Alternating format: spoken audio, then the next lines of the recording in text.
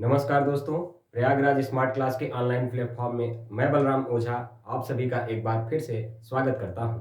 इससे पहले हमने हिंदी भाषा के संबंधित और हिंदी व्याकरण से संबंधित आप सभी से डिटेल में चर्चा की थी एक क्लास पहले। हिंदी भाषा के विकास एवं उद्भव के विषय में हमने एक बार आपसे इससे पहले चर्चा हम कर चुके हैं और इससे आगे अब हम बढ़ेंगे हिंदी भाषा के व्याकरण के पार्ट में। हिंदी भाषा के व्याकरण के पार्ट में आपने देखा है कि किसी भी जो है व्याकरण को जो है व्याकरण का तात्पर्य होता है दोस्तों कि किसी भी भाषा को व्यवस्थित रूप से लिखना पढ़ना। व्याकरण व्याकरण किसी भी भाषा को व्यवस्थित रूप प्रदान करता है। व्याकरण हिंदी व्याकरण के विभाग के अंतर्गत हम लोग तीन भाग में उसको रखते हैं। एक पहला वर्ण विचार, दूसरा शब्द विचार और तीसरा वाक्य विचार। यानी जब हम हिंदी भाषा के व्याकरण से संबंधित बातों की चर्चा करेंगे तो हम उसको पहले तीन भागों में उसको बांट लेंगे। सबसे पहले हम वर्ण विचार की चर्चा अपने कक्षा में करेंगे। उसके बाद उससे आगे बढ़ेंगे हम सब शब्द विचार की ओर, उसके आगे हम सब वाक्य विचार की ओर बढ़ेंगे। यानी जब भाषा की सबसे छोटी इकाई, आपने सुना होगा कि भाषा की सबसे छोटी इकाई वर्ण को कहा जाता है, लेकिन ऐसा भी है कि सबसे छोटी, अगर आपसे कहा जाए कि सबसे छोटी भाषा की मौखिक इकाई अगर कहा जाए तो वो होगी ध्वनि। भाषा की सबसे छोटी मौखिक इकाई ध्वनि कही जाएगी और भाषा की सबसे छोटी लिखित इकाई अगर कहेंगे तो वो कही जाएगी वर्ण। तो दोस्तों, आज हम सब अपनी हिंदी भाषा व्याकरण की कक्षा में वर्ण विचार को सबसे पहले आगे रखेंगे और उसके विषय में डिटेल में चर्चा करेंगे। तो हिंदी भाषा व्याकरण में अब हम सब लोग वर्ण विचार के अंतर्गत बातों को समझेंगे। वर्ण विचार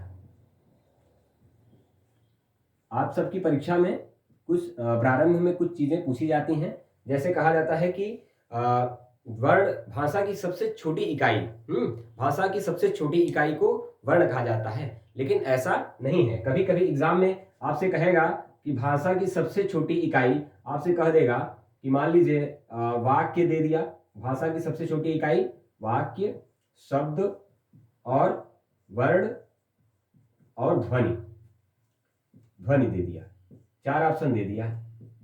तो ऐसा आपकी परीक्षा में कभी नहीं होगा कि आपको कहे कि भाषा की सबसे छोटी इकाई और आपको ऑप्शन में वर्ण भी दे दे और ध्वनि भी दे दे। ऐसा कभी नहीं होगा। होगा क्या कि भाषा की सबसे छोटी लिखित इकाई को अगर कहेगा कि इनमें से भाषा की सबसे छोटी लिखित इकाई कौन सी है, तो वो है वर्ण। और अगर कहेगा कि भाषा की सबसे छोटी मौखिक इकाई किसे कहेंगे, तो उसे कहेंगे ध्वनि। यानी जब ध्वन्यात्मक वर्ण क्या है, जब हम उसको मौखिक रूप में किसी भी भाषा को व्यक्त करते हैं तो वो ध्वनि है। ध्वनि, उसकी सबसे छोटी इकाई ध्वनि कही जाएगी। इसी प्रकार वर्ण, जब हम किसी चीज को लिखेंगे तो उसको वर्ण या अक्षर, या इसी को क्या कहा जाता है, अक्षर, वर्ण या अक्षर भी कहा जाता है। संस्कृत में वर्ण और अक्षर में थोड़ा सा विभेद बताया जाता है, लेकिन हिंदी में सामान्यतः वर्ण और अक्षर एक ही रूप में प्रयोग किए जाते हैं। संस्कृत में अक्षर में केवल स्वरों को रखा जाता है और वर्ण में सभी व्यंजन को रखा जाता है, लेकिन हिंदी में सामान्यतः वर्ण और अक्षर को दोनों सेम ही होते हैं, उनमें कोई फर्क नहीं होता है। अब हम लोग वर्ण विचार, वर्ण या अक्षर के बारे में जानेंगे। वर्ण या अक्षर किसे कहते हैं? वर्ण या अक्षर, वर्ण या अक्षर, आप समझ गए कि भाषा की सबसे छोटी मौखिक इकाई को वर्ण कहते हैं। यानी अगर कोई पूछे कि भाषा की सबसे छोटी मौखिक इकाई क्या होती है, तो वो होती है वर्ण। और इसको हम लोग अक्षर क्यों कहते हैं? क्षर का मतलब होता है क्षरण होना, यानी जिसके टुकड़े हो सके। लेकिन अक्षर का मतलब होता है कि जिसके टुकड़े न हो सके। यानी कहते हैं ना कि न क्षरति इति अक्षरः, न क्षरति इति अक्षरः, यानी जिसका क्षरण न हो पाए वही अक्षर कहा जाता है। यानी जिसका क्षरण न हो पाए उसी को अक्षर कहेंगे। यानी अब इसको और अगर सीधी सीधी भाषा में समझें, यानी सिंपल भाषा में, अर्थात आगे कहेंगे कि जिसके टुकड़े न किए जा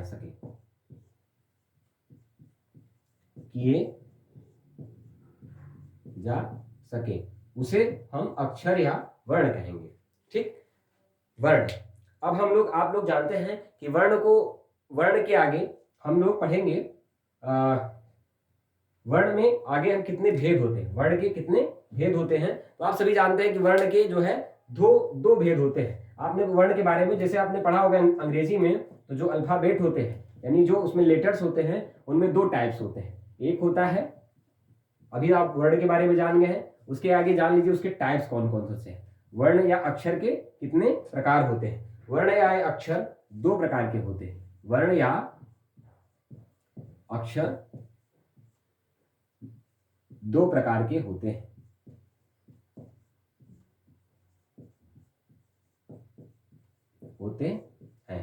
पहला है स्वर और दूसरा व्यंजन। ठीक है, स्वर या व्यंजन, जिसको हम लोग मिला करके हिंदी में वर्णमाला के नाम से जानते हैं। वर्णमाला आप जानते हैं कि वर्णमाला, सभी लोग कहते हैं कि वर्णों के समूह को वर्णमाला कहते हैं। ठीक है, लेकिन उसकी उचित परिभाषा है कि वर्णों के समूह को नहीं, वर्णों के व्यवस्थित एवं क्रमबद्ध समूह को वर्णमाला के नाम से जाना जाता है। इसी को जब हम लोग डिटेल में पढ़ते हैं, अ से लेके ज्ञ तक, ड़ ढ ये सब पढ़ते हैं, तो उसको हम लोग वर्णमाला की संज्ञा से पुकारते हैं। लेकिन वर्णमाला का मतलब होता है वर्णों की माला। वर्णों की माला का मतलब है, नाम से ही पता चल रहा है कि वर्णों का समूह, लेकिन उसमें एक चीजें आपको जोड़नी पड़ेंगी, यानी वर्णों का क्या, वर्णों का व्यवस्थित, वर्णमाला से नाम से ही आपके तात्पर्य है कि वर्णों की माला, लेकिन इसमें कहना है कि वर्णों का व्यवस्थित एवं क्रमबद्ध समूह को वर्णमाला कहा जाता है। यानी अगर कोई कहे कि वर्ण किसे कहते हैं, तो भैया न क्षरत इति अक्षर, अर्थात जिसका क्षरण या जिसके टुकड़े न किए जा सकें उसको वर्ण या हिंदी में अक्षर कहेंगे। इसी प्रकार वर्ण और अक्षर के दो प्रकार होते हैं, स्वर और व्यंजन। स्वर और व्यंजन से मिलकर हमारी वर्णमाला का निर्माण होता है। वर्णमाला वर्णों का व्यवस्थित समूह या उसका क्रमबद्ध समूह, उसे क्या कहेंगे हम, वर्णमाला, जिसको आप अंग्रेजी में अल्फाबेट के नाम से जानते हैं। अब हम आगे चर्चा करेंगे वर्ण में आप लोग जानते हैं कि स्वर और व्यंजन दो प्रकार के वर्ण हैं, जिनमें स्वर किसे कहेंगे भैया, स्वर। अब सबसे पहले हम लोग स्वर के बारे में जानेंगे। स्वर जिनको आप कहते हैं वॉवेल्स, सबसे पहले इनको वॉवेल्स कहते हैं। वॉवेल्स वे वर्ण होते हैं, यानी स्वर वे वर्ण होते हैं जो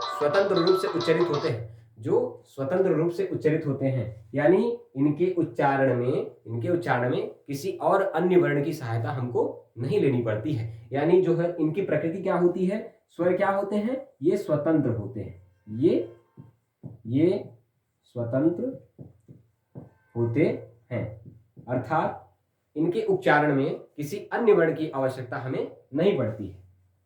इनके उच्चारण में अन्य वर्ण की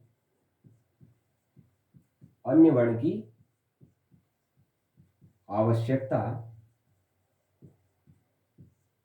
नहीं पड़ती है, यानी ये स्वतंत्र रूप से उच्चारित होते हैं। जैसे हम कहें कि मान लीजिए अ है, ये क्या है, अ, ठीक, इसको उच्चारण करने में केवल हमारे मुंह से केवल अ ध्वनि ही निकलेगी, यानी इसके बाद हम और कोई ध्वनि की या और किसी वर्ण की आवश्यकता नहीं पड़ेगी। लेकिन अगर जब आप किसी चीज को ग बोलेंगे, जब आप क्या कहेंगे, ग, तो इसमें क्या है, ग, और इसके बाद जो है आपका, इसके बाद किसका उच्चारण आपको साथ उसके ग के आगे या क्या जुड़ा आपको मिलता है, अ, यानी ग के साथ अ को। यानी जब स्वर की बात करेंगे तो स्वर का सीधा मतलब है कि ये स्वतंत्र प्रकृति के होते हैं, इनके उच्चारण में किसी अन्य वर्ण की आवश्यकता नहीं पड़ती है, यानी ये होते हैं स्वर। अब आप स्वर के प्रकार के बारे में जान लीजिए। स्वर के प्रकार, यानी स्वर के प्रकार की चर्चा हम कई प्रकार से कर सकते हैं। जैसे कोई कहे कि भैया आपने सुना होगा कि उत्पत्ति के आधार पर स्वरों के कितने भेद होते हैं, आपकी परीक्षाओं में पूछे जाते हैं ना कि उत्पत्ति के आधार पर स्वर के कितने भेद होते हैं। लेकिन अगर इसी के साथ साथ अभी कोई कहे कि आपसे मात्रा या कालमान के आधार पर कितने प्रकार के स्वर होते हैं, हाँ, कोई कहे कि जिह्वा की स्थिति के आधार पर वर्ण कितने प्रकार के होते हैं, कोई कहे जो है कि मुख के विवर के आधार पर स्वर कितने प्रकार के होते हैं। तो अब हम सब जो है स्वर के बारे में चर्चा करेंगे। स्वर के बारे में आपने जान लिया कि स्वर की प्रकृति क्या होती है, स्वतंत्र होती है। स्वर कैसे होते हैं, स्वतंत्र होते हैं। स्वर के उच्चारण में किसी अन्य वर्ण की आवश्यकता आपको नहीं पड़ती है। यानी स्वर के, अब हम पढ़ेंगे कि स्वर कितने प्रकार के होते हैं। तो सबसे पहले हम लोग पढ़ेंगे कि स्वरों की उत्पत्ति कैसे हुई, यानी उत्पत्ति के आधार पर स्वरों का वर्गीकरण करेंगे हम सब। यानी उत्पत्ति के आधार पर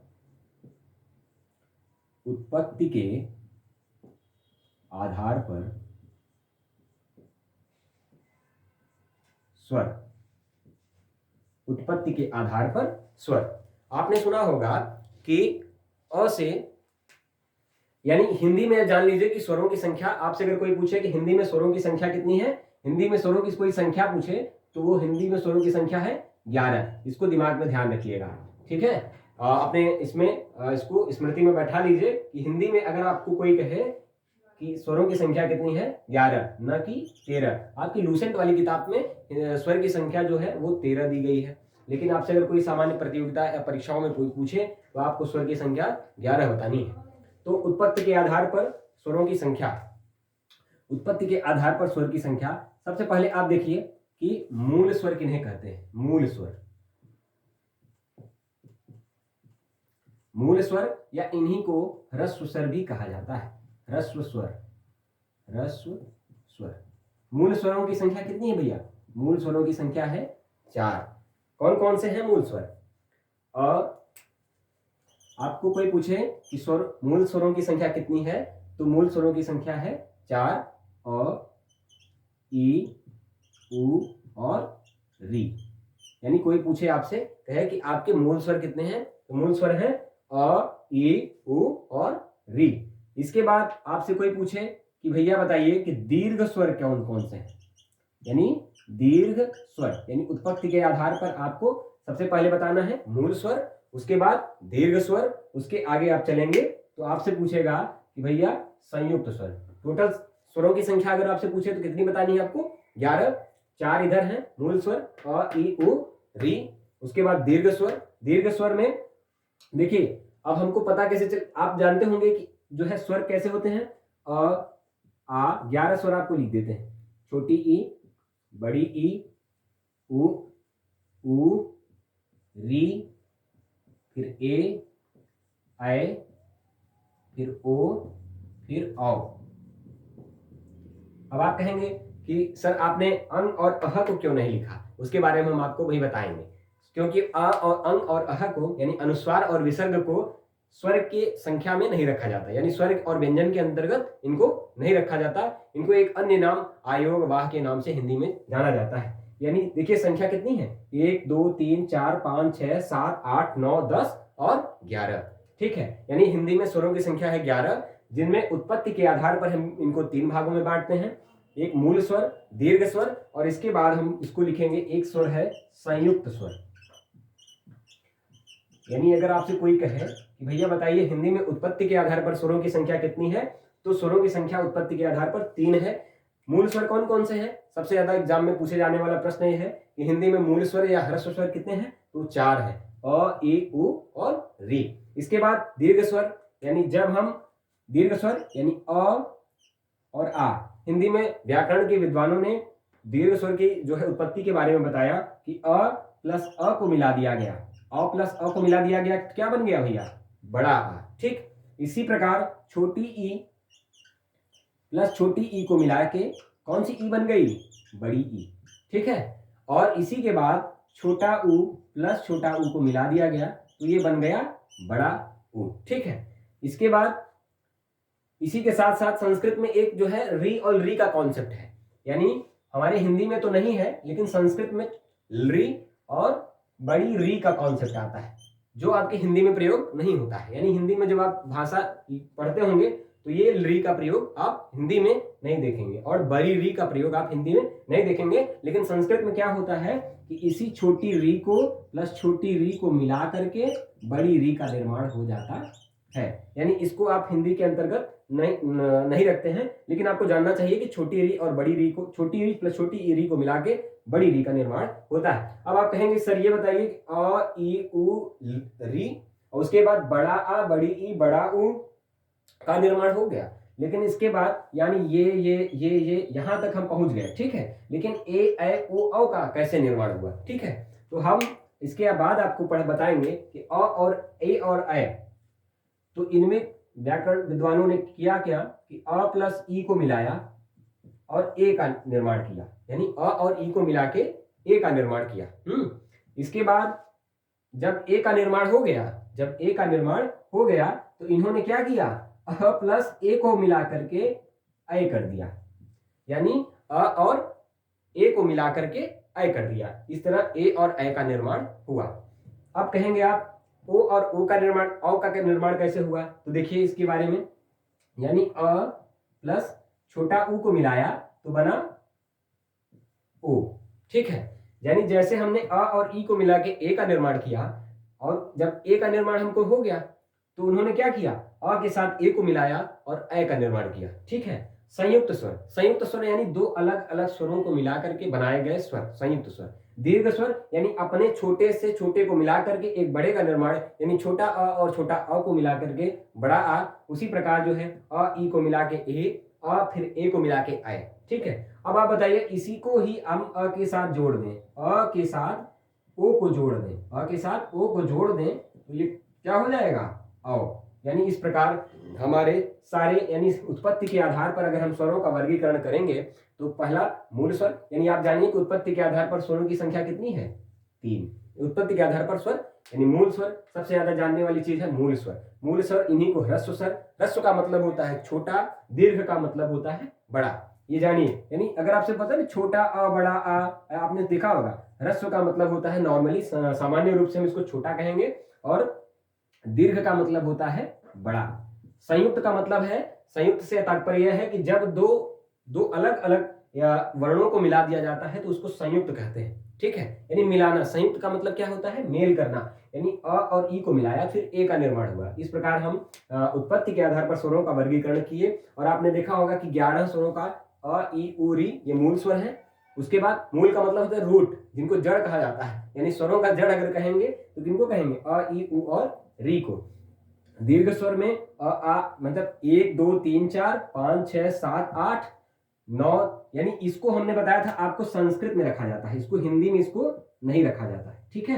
यानी अगर कोई संस्कृत में, तो संस्कृत में 13 स्वर होते हैं भैया, संस्कृत में स्वरों की संख्या 13 है। लेकिन हमारे लूसेंट वाली किताब में, लूसेंट आप सामान्य लूसेंट की किताब हिंदी की व्याकरण पढ़ते हैं, तो उसमें स्वरों की संख्या उस विद्वान ने 13 बताई है, लेकिन ऐसा नहीं है। स्वरों की संख्या हिंदी में कितनी है, 11, जिनमें री और री को नहीं रखा जाता है। इस तरह हम गिनेंगे 4 ये 3 ये 7 और 4 ये 11, टोटल स्वरों का वर्गीकरण ये इस प्रकार उत्पत्ति के आधार पर करेंगे हम सब। अब आप सब इसको चाहे तो अपने स्क्रीनशॉट लेके इसको अपने कॉपी में नोट कर लीजिएगा, उत्पत्ति के आधार पर। अब हम सब आगे बढ़ेंगे, मात्रा के आधार पर स्वरों का वर्गीकरण। उत्पत्ति के आधार पर अगर कोई पूछे, आपके एग्जाम में पिछली बार पूछा भी था कि बताइए कि उत्पत्ति के आधार पर स्वरों के कितने भेद होते हैं, तो उत्पत्ति के आधार पर स्वर के भेद हैं 3। ह्रस्व स्वर, मूल स्वर जिनको कहेंगे, उसके बाद दीर्घ स्वर, उसके बाद संयुक्त स्वर। अब हम आगे पढ़ेंगे धीरे धीरे इसी के आधार पर स्वरों के वर्गीकरण के संबंध में हम पढ़ेंगे कि मात्रा या कालमान के आधार पर स्वरों का वर्गीकरण करेंगे।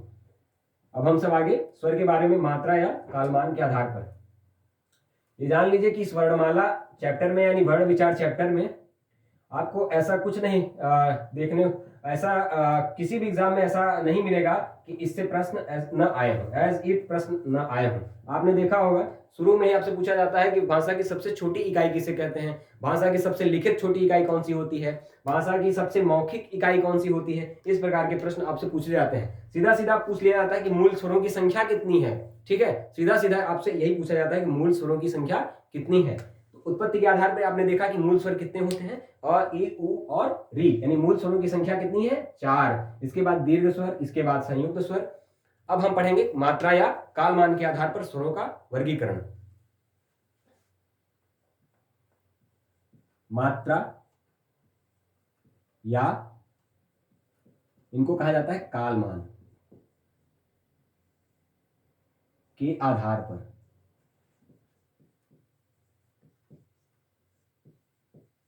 ठीक है। अब आप कहेंगे मात्रा किसे कहते हैं, मात्रा कहते हैं कि स्वरों के उच्चारण में लगा जाने वाला समय, जिसको मात्रा कहेंगे। यानी जब हम स्वरों को उच्चारण करते हैं अ, आ, ई, तो इसके उच्चारण में जो समय लगता है यानी उसको हम कालमान या मात्रा के नाम से जानते हैं। मात्रा के आधार पर या कालमान के आधार पर भी स्वरों का 3 भेद माना जाता है। स्वरों का कितना भेद माना जाता है? 3 भेद। सबसे पहले आप एक चीज देखिए, संस्कृत में कहा जाता है कि एक मात्रो भवेत ह्रस्वो, द्विमात्रो दीर्घ उच्यते, त्रिमात्रस्तु प्लुतो गेयो, व्यंजनम च अर्धमात्रिकम। यानी इसका मतलब है कि जो एक मात्रा का समय, यानी जिसमें जो है एक मात्रा से तात्पर्य है, जैसे हमने कहा कि मात्रा का मतलब होता है कि स्वर के उच्चारण में लगा समय, उसको मात्रा कहेंगे। मात्रा यानी कहेंगे कि आपके जितना पलक झपकाने में आपका समय लगता है, लगभग इसका कुछ निश्चित नहीं कि एक मात्रा में कितना समय होता है, लेकिन लगभग आप जान लीजिए कि जब छोटा अ का उच्चारण करते हैं तो आपको बहुत कम समय का समय लगता है। इसके बाद जब आप आगे उच्चारण करते हैं आ का, यानी अ से अधिक समय आपको लगेगा आ के उच्चारण में। यानी कहेंगे कि मात्रा के आधार पर एक चीज आप नोट करना चाहें तो नोट कर लीजिए, हम इसको एक मात्रो भवेत ह्रस्वो या ह्रस्व, द्विमात्रो दीर्घ उच्यते। ठीक, उसके बाद त्रिमात्रस्तु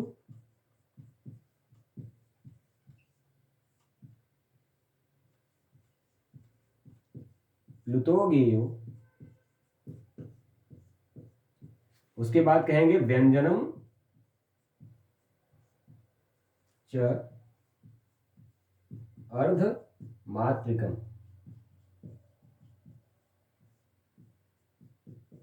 इसका मतलब है कि जब स्वर के उच्चारण में एक मात्रा का समय लगता है तो उसे ह्रस्व कहेंगे, जब उसके उच्चारण में उससे अधिक यानी एक मात्रा से अधिक समय लगता है तो उसको दीर्घ कहेंगे, और जब कहेंगे कि उसमें 2 मात्रा से भी ज्यादा यानी त्रिमात्रस्तु, यानी सबसे अधिक समय किसमें लगेगा?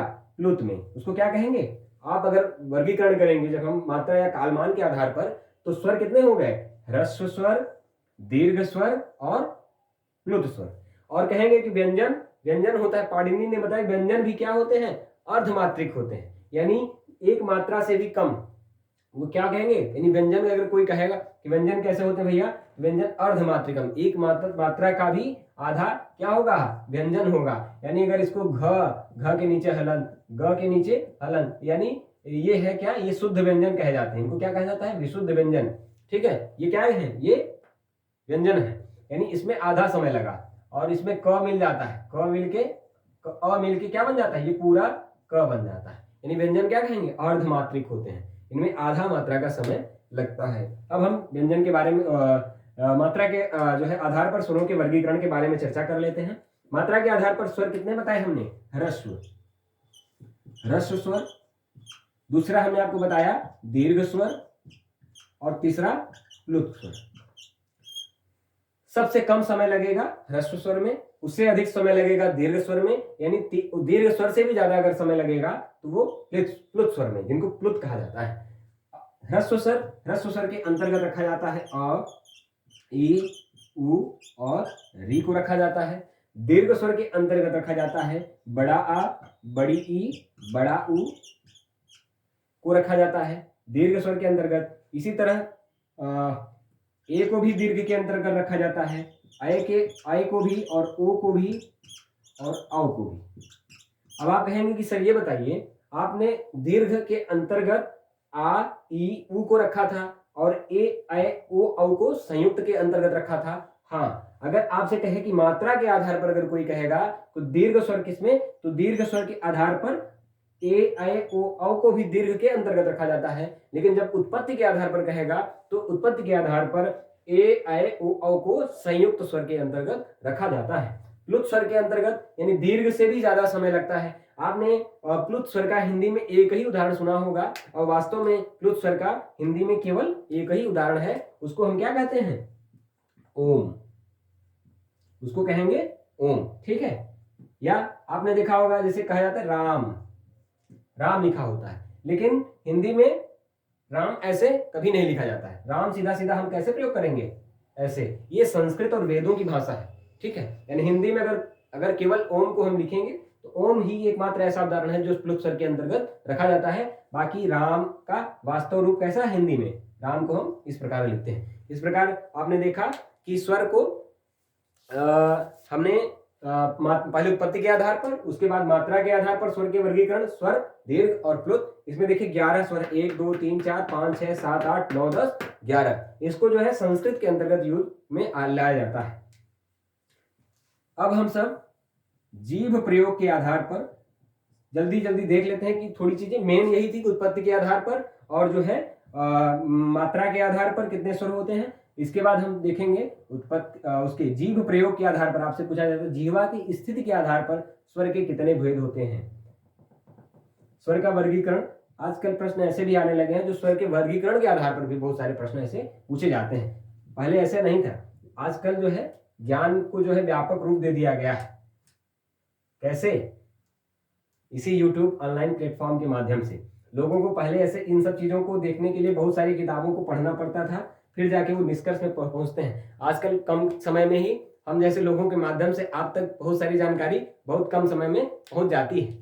जैसे आपसे कहें कि आपने पढ़ा उत्पत्ति के आधार पर, उसके बाद जो है आपने पढ़ा मात्रा या कालमान के आधार पर स्वर का वर्गीकरण। अब हम जीभ प्रयोग या जिह्वा की स्थिति के आधार पर, जीभ प्रयोग के आधार पर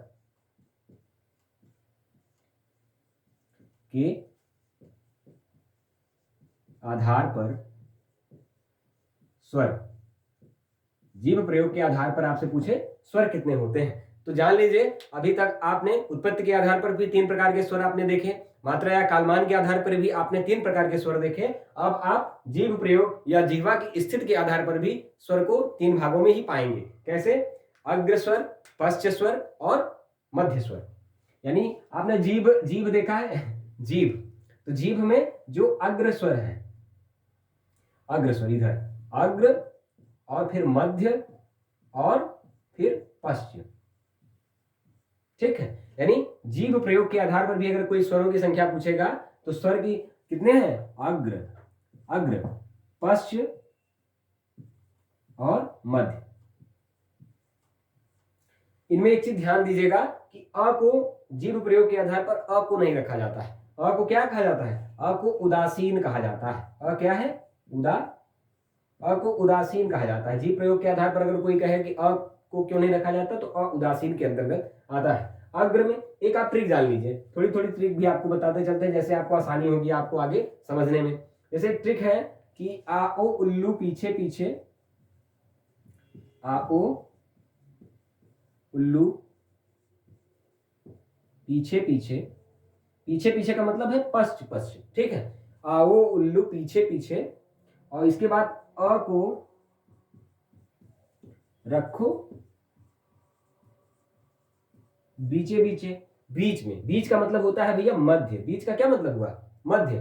तो जो अ को हमने क्या रखा? हमने कहा ना तो अग्र के अंतर्गत रखेंगे, न तो मध्य के अंतर्गत रखेंगे। ये क्या होता है? अ उदासीन होता है। अ क्या होता है? उदासीन। यानी तात्पर्य है कि मध्य में केवल इसको मध्य में रखेंगे। क्रम से लिख लेते हैं इसको। न तो अग्र, फिर आएगा मध्य, फिर आएगा मध्य का मतलब बीच में, और उसके बाद पश्च, पश्च स्वर। यानी जीभ प्रयोग के आधार पर स्वरों की संख्या अग्र, मध्य और पश्च। अगर आपसे देखिए आ ओ उल्लू पीछे पीछे, यानी आप रख लीजिए किसको? आ को रख लीजिए, ओ को रख लीजिए और ओ के बड़े भाई यानी औ को, दीर्घ औ को भी रख लीजिए। आ ओ उल्लू पीछे पीछे और फिर अ को, यानी अ क्या है? उदासीन है। अ को रख लीजिए बीच में। अ को किस में रख लीजिए? बीच में, ठीक है। यानी ना तो इसको अग्र में रखिए ना तो इसको पश्च में रखिए। अ उदासीन है, इसको सीधा उठा के मध्य में रख दीजिए। यानी अकेले अ को ही जो है वो मध्य में रखा जाता है। बाकी पश्च में अ, आ ओ यानी बड़ा आ, ओ, औ। इसके बाद अग्र, इसके बाद जितने भी स्वर बचे हैं उनको आप किस में रख दीजिए? अग्र में रख दीजिए। यानी कौन कौन से बचे भैया? ई बचा, बड़ी ई, फिर छोटा ऊ, नहीं ऊ भी इसी में आएगा। आ ओ उल्लू यानी ओ, छोटा ऊ और बड़ा ऊ भी इसी में आएगा। इसके बाद ई, फिर ए और ऐ। इस प्रकार का ये वर्गीकरण है जीभ प्रयोग के आधार पर। जीभ प्रयोग के आधार पर अगर अग्र स्वरों की संख्या ई ए और ऐ। मध्य स्वर में अ को रखेंगे, पश्च स्वर में आ ओ औ उ और बड़ा ऊ को रखेंगे। इस प्रकार 1 2 3 4 5 6 7 8 9 10, एक बचा है आ ओ औ बड़ी ई अ आ 1 2 3 4 री को बचा है। री को भी इसी के अंतर्गत रखा जाता है, अग्र के ही अंतर्गत री को रखा जाता है। यानी अ आ ओ औ उ ये देखिए ये मध्य और पश्च हो गया, अग्र में ई ए और री। यानी इस प्रकार जो है जीभ प्रयोग के आधार पर स्वरों के वर्गीकरण को हम लोग देखते हैं। और कुछ लोग अब मुख विवर के आधार पर भी स्वरों का वर्गीकरण बताते हैं। कुछ किताबों में मुख विवर का मतलब होता है मुख का खुलना। मुख विवर का मतलब होता है कि मुख के खोलने के आधार पर भी स्वरों का वर्गीकरण करते हैं। यानी कई प्रकार से स्वरों का वर्गीकरण किया जाता है। जैसे आपने देखा उत्पत्ति के आधार पर, हाँ, उसके बाद आपने देखा किसके आधार पर, मात्रा या कालमान के आधार पर। अब आपने उसके बाद देखा जीभ प्रयोग के आधार पर स्वरों का वर्गीकरण। अब आप देख लीजिए एक और है, मुख विवर के आधार पर स्वर भी कितने प्रकार के माने जाते हैं। ठीक है, इसको आप जो है अपनी कॉपी में नोट कर लीजिएगा। आओ उल्लू पीछे पीछे, अ को रखो बीचे बीचे। ये ट्रिक है, आप इसको याद करेंगे तो आपको पता चलेगा कि अग्र में किसको रखेंगे, मध्य में किसको रखेंगे। अ को रखो बीचे बीचे, यानी अ जो है वो बीच में यानी मध्य में आएगा। बाकी जो है मुख विवर के आधार पर। अब हम लास्ट वाला एक देख लेते हैं, मुख विवर यानी मुख के खुलने के आधार पर। मुख विवर का मतलब क्या होता है, जब आप मुख खोलते हैं तो उसको मुख विवर कहा जाता है। तो मुख विवर के आधार पर ये सब चीजें आपको जरूरी है, इसको आपको पढ़ना है। मुख विवर के आधार पर स्वरों का वर्गीकरण, ठीक है। मुख विवर के आधार पर स्वर कितने प्रकार के कहे जाते हैं। तो मुख विवर के आधार पर स्वरों को यानी मुख के खोलने के, मुख विवर का मतलब होता है मुंह का खोलना, ठीक है। मुख विवर, इसी को मुख विवर कहेंगे। तो भैया मुख विवर के आधार पर वृत्त, समृत, अर्ध समृत और अर्ध विवृत, 4 प्रकार के मुख विवर के आधार पर स्वर होते हैं। यानी इनको कहेंगे वृत्त,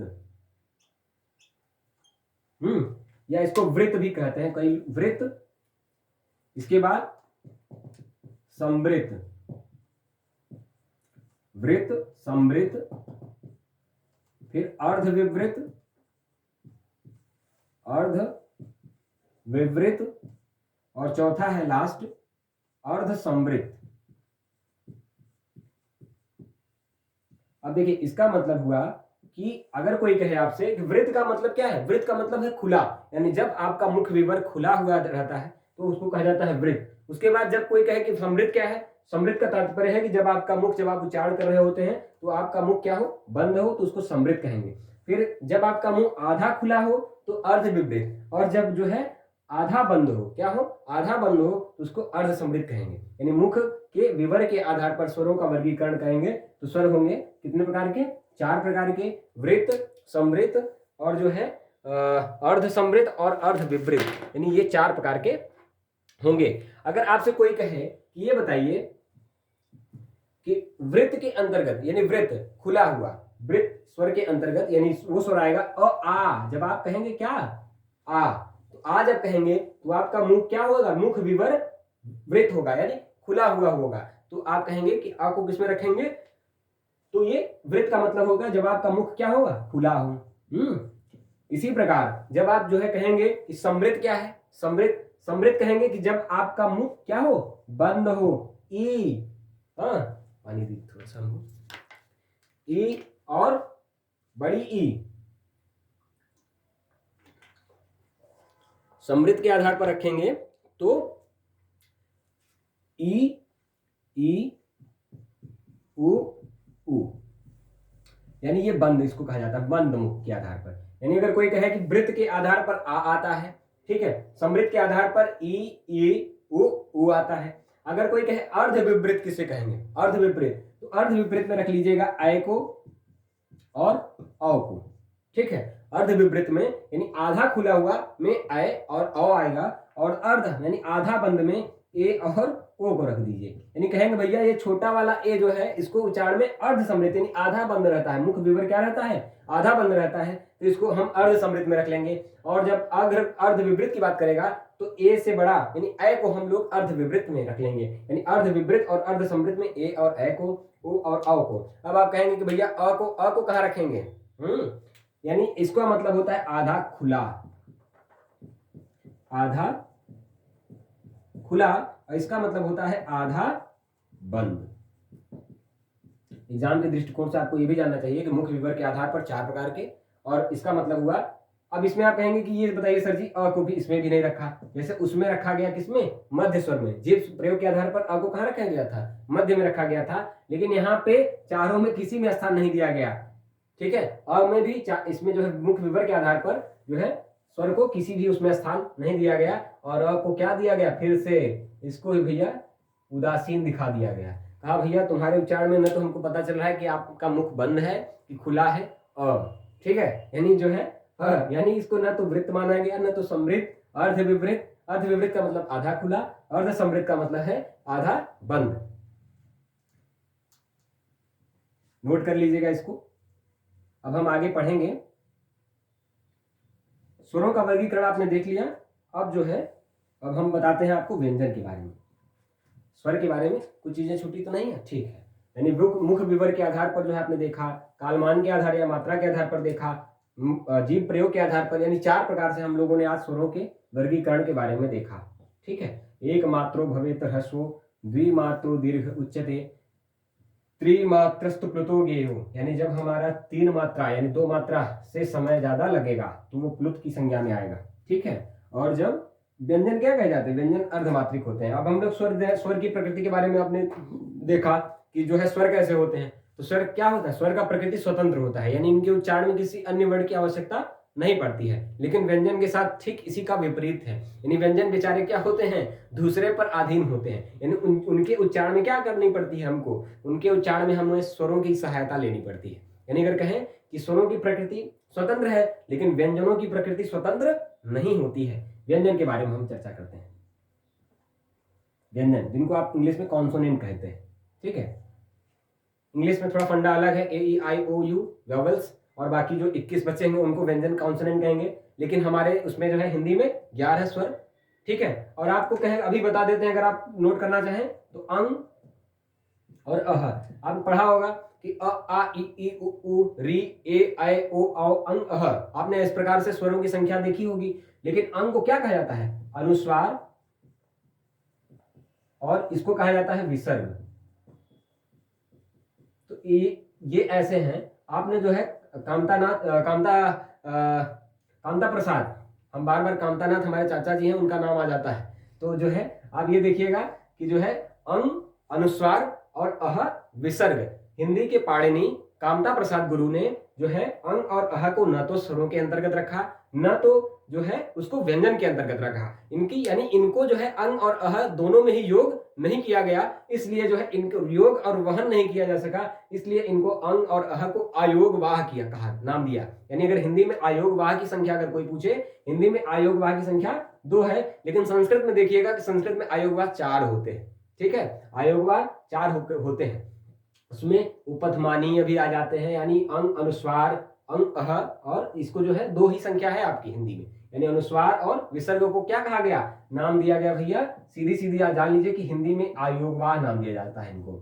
यानी इनको जो है योग करके वहन नहीं किया जा सका, न तो स्वर के अंतर्गत, भैया नाम है, इसकी कोई परिभाषा नहीं है। ठीक है, यानी इसको नाम दिया गया है अयोगवाह, यानी जिनका योग नहीं हो सका और वहन योग करके जिनका वहन नहीं किया जा सका, वो अयोगवाह कहे गए। ठीक है, और एक चीज और जान लीजिए, आपके लूसेंट वाली किताब में स्वरों की संख्या 13 दी गई है। इसी प्रकार हिंदी शब्दानुशासन किशोरीदास वाजपेयी की किताब में आपको अनुस्वार और विसर्ग को भी स्वर के अंतर्गत रखा हुआ देखेंगे आप। उनकी किताब में भी अनुस्वार और विसर्ग को स्वर के अंतर्गत रखा गया है। लेकिन कामता प्रसाद गुरु, जिनको हिंदी का पाणिनि कहा जाता है, उन्होंने अंग और अह को अयोगवाह की संज्ञा दी और स्वर और व्यंजन के दोनों के ही क्षेत्र में इनको नहीं रखा, इनको बाहर कर दिया। अंग और अह, इनका जो है अगर कोई पूछे आपसे मात्रा क्या है, अंग और अह।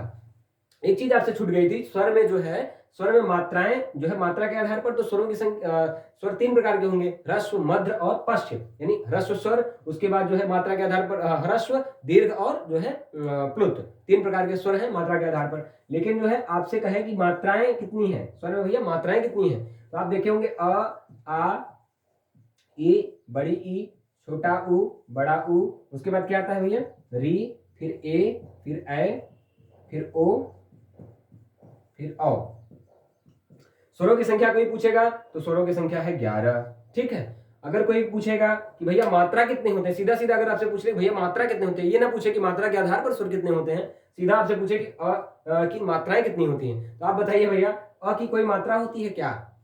अ की कोई मात्रा नहीं होती है, यानी अ की कोई मात्रा नहीं होती है। अगर कोई आपसे पूछे तो आ की मात्रा क्या है, सीधा सीधा एक डंडा। ठीक है, छोटी ई की मात्रा कोई कहे तो लेफ्ट साइड से ऐसे टोपी लगानी है। ठीक है, बड़ी ई की मात्रा कोई पूछे तो इस तरह होता है, छोटा ऊ की मात्रा कोई पूछे तो इस तरफ जो है पूंछ घुमानी है, बड़ा ऊ की कहे तो इस तरह करनी है। आपने बहुत पहले पढ़ा होगा, जब आपने विद्यालय जो है जीवन शुरू किया होगा तब आपने ये सब चीजें पढ़ी होंगी। आप देख रहे होंगे कि ये सब चीजें आज भी जो है आपके काम में आ रही हैं कि अ की कोई मात्रा नहीं है।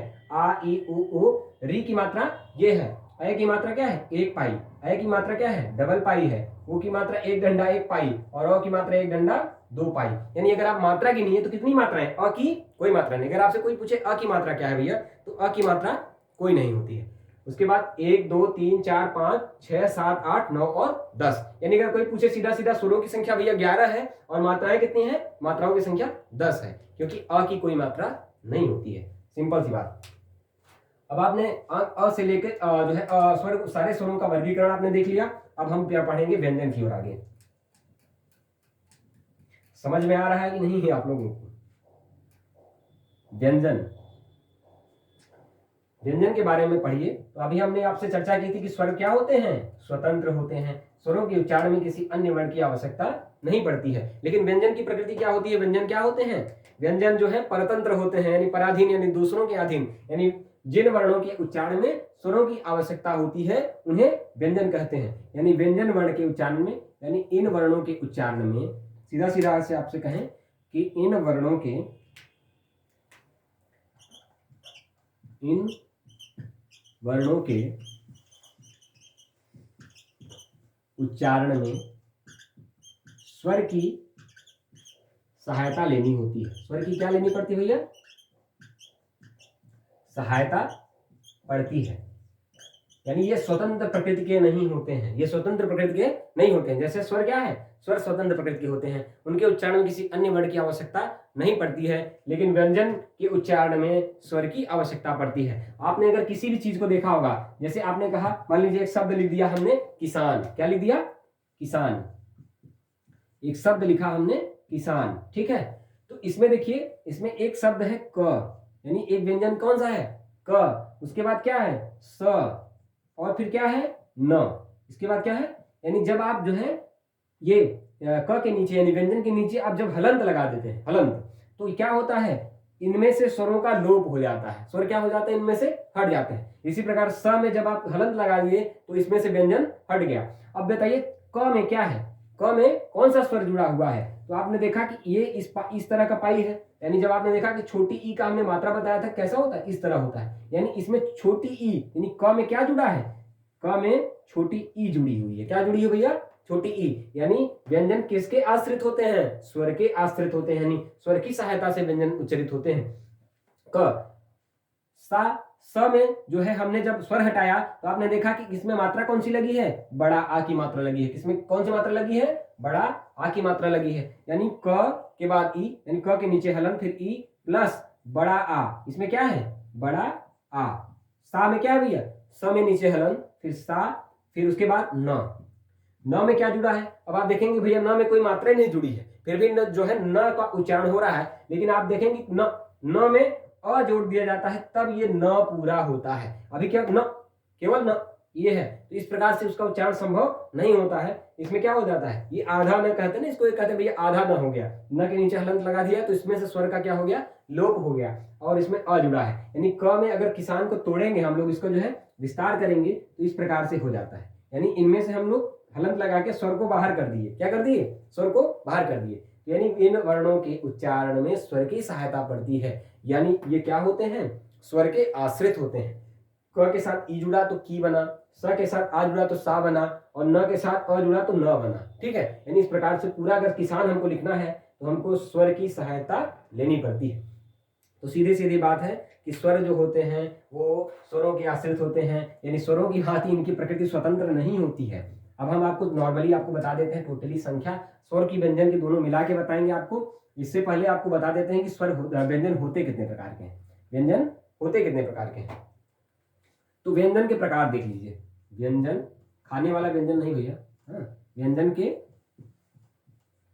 प्रकार, कॉन्सोनेंट, ठीक है, व्यंजन के प्रकार सही जो है मूल रूप से व्यंजनों की संख्या जो है होती है वो 3 प्रकार के व्यंजन माने गए हैं। आपने देखा होगा स्पर्श व्यंजन, स्पर्श व्यंजन। स्पर्श व्यंजन का मतलब होता है कि जब हम किसी व्यंजन का उच्चारण करते हैं तो हमारे जो है मुख के अनेक उच्चारण स्थानों से होकर उनका उच्चारण होता है, यानी जो है उनको स्पर्श का, यानी कई भाग, मुख के कई भागों से उनका स्पर्श होते हुए उच्चारित होते हैं, इनको स्पर्श व्यंजन के नाम से, नाम से ही पता चल रहा है स्पर्श, यानी टच, टच करते हुए, यानी जब कोई चीज हम उच्चारण करते हैं तो हमारे मुख के या हमारे स्वर तंत्र के अनेक भागों से उनका जो है मिलन होते हुए उच्चारण होता है, उनको स्पर्श व्यंजन के अंतर्गत रखा जाता है। इनकी संख्या 25 है। और इसके बाद हम एक अन्य नाम भी आपको बता देते हैं, इनको 25 यानी क, ख, ग, घ और अंगा, ठीक है, यानी इसको आप कहेंगे कि ये स्पर्श व्यंजन। इनकी संख्या कितनी है? 25, क से लेकर म तक। कैसे? इसके बाद आता है च, छ, ज, झ, ञ, ठीक है। इसी प्रकार ट, ठ, फिर ड, फिर ढ, फिर ढ, फिर आएगा त, थ, द, ध, फिर न, ठीक है। इसी प्रकार प, फ, फिर ब, फिर भ और म। यानी अगर कोई कहे आपसे स्पर्श व्यंजनों की संख्या कितनी है? 25। और इनको एक और चीज कहा जाता है कि आपको क, ख, ग, घ, अंगा, ये जो 5 वर्ण आते हैं इनमें, इनको क्या कहा जाएगा? इनको क वर्ण, इसको क्या रखा जाएगा? क वर्ग के अंतर्गत रखा जाएगा। वर्ग इसलिए कहा जाता है क वर्ग, क वर्ग इसलिए कहा जाता है, यानी जब आप वर्ग के बारे में आपने स्क्वायर सुना होगा, वर्ग की क्या होती है? चारों भुजाएं आपस में क्या होती हैं? स्क्वायर की चारों भुजाएं आपस में बराबर होती हैं। तो आप देख लीजिए, इसकी रचना करिए, यानी 5 इधर है, 5 इधर है, ठीक है, 5 वर्ण इधर है, 5 वर्ण इधर है, और 5 ही वर्ण इधर है, 5 वर्ण इधर है, यानी इस प्रकार की इसकी चारों भुजाएं क्या हो गई? आपस में बराबर हो गई। क्या हो गई? बराबर हो गई। इसलिए इनको जो है क वर्ग कहा जाता है। क्या कहा जाता है? क वर्ग, यानी क वर्ग के अंतर्गत क, ख, ग, घ, ग, फिर च वर्ग, इसी प्रकार क्या रखा जाएगा? च वर्ग रखा जाएगा। च वर्ग के अंतर्गत च, छ, ज, झ, ञ, फिर ट वर्ग के अंतर्गत ट, ठ, ड, ढ, ण को रखा जाता है। फिर इसी प्रकार त वर्ग इनका नाम दिया जाता है। फिर इसी प्रकार प वर्ग। यानी अगर आपसे कोई कहे कि स्पर्श व्यंजनों की संख्या 25 है और प्रत्येक वर्ग में कितने कितने वर्ण हैं? 5-5 वर्ण हैं। क, ख, ग, घ, ङ, च, छ, ज, झ, ञ, ये किसके? च वर्ग में रखेंगे। और इसी आधार पर, वर्ग में इनको रखने के आधार पर स्पर्श व्यंजन को एक नाम दिया जाता है, वर्गीय व्यंजन कहा जाता है। क्या कहा जाता है भैया? वर्गीय व्यंजन कहा जाता है, ठीक है। यानी व्यंजन के प्रकार, व्यंजन को मुख्य रूप से स्वर में, और इसके बाद जो है दूसरा प्रकार है, ये आप नोट कर लीजिएगा, स्वर का जो है इसको शॉर्ट में लिख देते हैं ताकि जगह हो जाए। संयुक्त स्वर, स्पर्श स्वर हो गए ये, क से लेके म तक। इसको हम डिटेल में थोड़ा लिख देते हैं, एक साथ लिख देंगे तो जो है आपको आसानी होगी।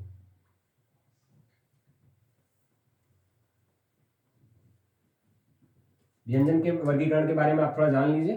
तो जो है टोटल हम आपको बता देते हैं कि वर्णों की कुल संख्या कितनी, हिंदी वर्णमाला में वर्णों की कुल संख्या के बारे में आपको हम बता देंगे। तो देखिए, व्यंजन में पहला जो है स्पर्श, मूल रूप से 3 व्यंजन माने गए हैं, स्पर्श व्यंजन, फिर जो है अंतस्थ व्यंजन, अंतस्थ व्यंजन, फिर रखा गया है ऊष्म, ऊष्म व्यंजन, ठीक है। वर्णों को सामान्यतः अगर कोई कहे कि कितने भागों में बांटा जाता है? स्पर्श व्यंजन, अंतस्थ व्यंजन और ऊष्म व्यंजन। स्पर्श व्यंजन की संख्या हमने आपको बता दी कि ये होते हैं क, ख, ग, घ और ङ। इसी तरह च, छ, ज, झ, ञ, फिर ट, ठ, ड, ध, ड़, फिर त, थ, द, ध, फिर न, फिर प, फ, ब, भ और म। इन स्पर्श व्यंजन के अंतर्गत इन 25 वर्णों को रखा जाता है। अंतस्थ व्यंजन के अंतर्गत कौन कौन से वर्णों को रखा जाता है बताइए? य, र, ल, व को कहा जाता है।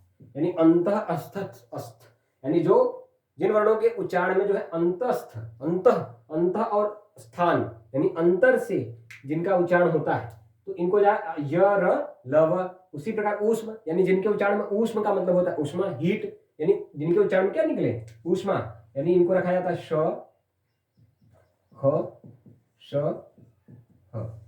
यानी इन वर्णों के उच्चारण में क्या मुख से ऊष्मा निकलती है। श, ख, श, ह, यानी श, ख, स, ह, श, ख, श, ह। ऊष्म व्यंजन, अंतस्थ व्यंजन य, र, ल, व।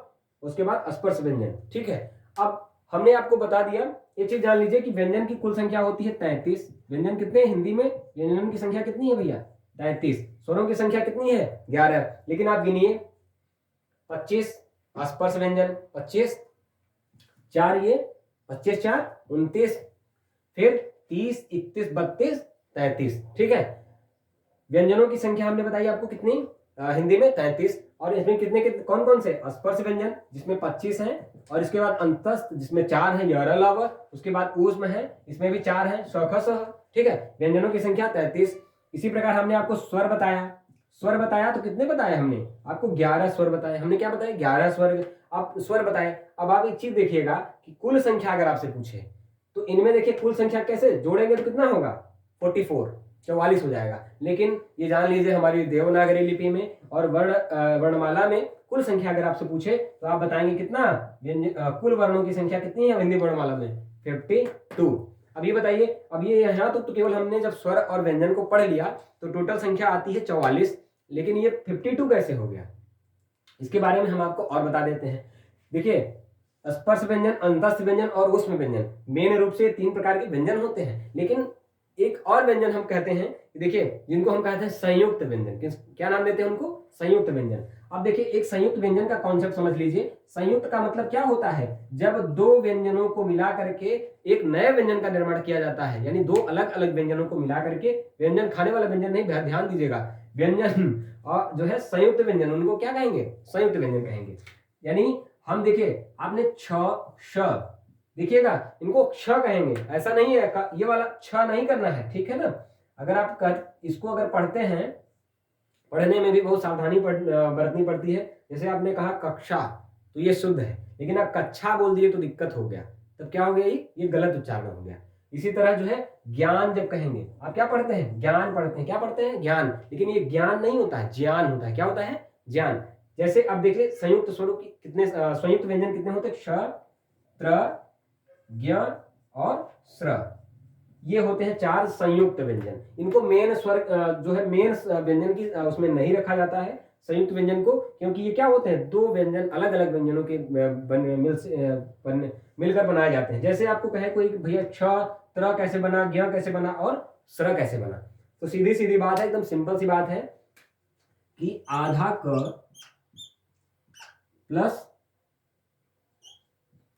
ये आधा क और मूर्धन्य ख को मिला करके ये बनता है। इसी प्रकार आपसे कोई कहे त्र कैसे बना, तो आधा त के नीचे हरंत और पूरा र मिला देंगे तो त्र। कई बार एग्जाम में ये प्रश्न सीधा सीधा पूछा जाता है कि जो क्ष है, त्र है, ज्ञ है और स्र है, किन के वर्णों के जो है किन किन व्यंजनों से मिलकर ये बनते हैं? तो आधा क और ये मूर्धन्य स को मिला करके छ का निर्माण होता है। इसी तरह त और र को, ये ध्यान दीजिएगा, त जो है आधा है और र जो है पूरा है। लेकिन अगर ऐसे भी लिख दें, यानी इसमें भी हलंत लगा दें और फिर क्या कर दें? अ जोड़ दें। क्या कर दें भैया? यानी इसमें तब हलंत लगाएगा जब आगे क्या जोड़ देगा? अ जोड़ देगा। यानी इनमें से अ को निकाल के बाहर कर दिया, इसमें क्या कर दिया? इसी प्रकार त के नीचे अगर हलंत लगा दे और अ जोड़ दे तो इस प्रकार हो जाता है त, फिर र, फिर अ, तो त्र बन गया। इसी प्रकार ज और जो है आपने देखा होगा इया, यानी ये वाला इया। ठीक है, जो ये इया है ना, च वर्ग का जो इया है, तो ज और इया को मिला करके क्या बन जाता है? ज्ञ बन जाता है। इसी प्रकार स्र, यानी जो ये तालव्य श है, तालव्य श और फिर र, फिर जो है अ को मिला दीजिए तो बन जाता है स्र। इस प्रकार यह संयुक्त व्यंजन की संख्या कितनी हो गई? क्ष, त्र, ज्ञ और स्र। यानी इस प्रकार संयुक्त व्यंजनों की संख्या अगर आपसे कोई कहे तो कितनी है? 4। अब आप कुल वर्णों की संख्या धीरे धीरे समझ जाएंगे कि 52 कैसे है, कैसे है, 52 कैसे है। तो आप जोड़िए, संयुक्त व्यंजन कितने हो गए? संयुक्त व्यंजन 4, क्ष, त्र, ज्ञ और स्र। क्ष, त्र, ज्ञ और स्र। इसको बहुत सावधानी पूर्वक इसको देख लीजिएगा कि क्ष का निर्माण किन किन वर्णों से होता है मिलकर के, त्र का निर्माण कैसे होता है, ज्ञ का निर्माण कैसे होता है और स्र का निर्माण कैसे होता है। तो संयुक्त व्यंजनों की इस प्रकार संख्या कितनी हो गई? 4। संयुक्त व्यंजन कितने हो गए? 4। लेकिन अभी भी हम लोग 52 की संख्या तक नहीं पहुंचे, क्योंकि 44 में 4 जो है तो 48 हो गया। कितना हो गया? 48 हो गए। कितने हो गए? 48। लेकिन अभी जो है आपको हमने इससे पहले बताया था अनुस्वार और विसर्ग। क्या बताया था हमने? अनुस्वार और विसर्ग। इनको क्या कहा जाता था? अयोगवाह कहा जाता था। क्या कहा जाएगा? अयोगवाह कहा जाता था। इनको क्या कहा गया? अयोगवाह। हमारे जो है हिंदी में इसको अयोगवाह, इनको हिंदी में अयोगवाह के नाम से जाना जाता है, अंग और अह को। अब आप देखिएगा धीरे धीरे आप जो है 52 के कॉन्सेप्ट पे पहुंच जाएंगे। अयोगवाह,